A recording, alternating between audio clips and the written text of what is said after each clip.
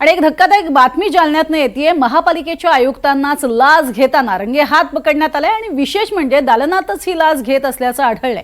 संतोष खांडेकर हे जालना महापालिकेचे आयुक्त आहेत। ते एका ठेकेदाराला देण्यासाठी 1 कोटींची लाच त्यांनी मागितली होती अशी प्राथमिक माहिती समोर येते।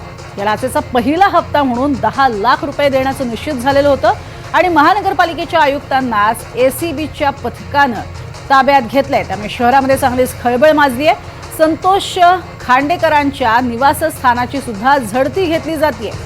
लाचखोर आयुक्तांना अटक होताना ठेकेदारांनी मात्र फटाके फोडलेत आणि आनंद साजरा केलाय।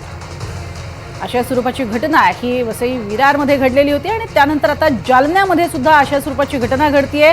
महापालिका आयुक्तांनी 1 कोटीची लाच मागितली होती। संतोष खांडेकर असं त्यांचं नाव आहे आणि या 1 कोटींपैकी 10 लाखाची पहिली रक्कम जी आहे ती दिली जात होती आणि याच वेळेला एसीबीने अटक केल्यानंतर आपण बघतोय फटाके फोडण्यात आलेले आहेत।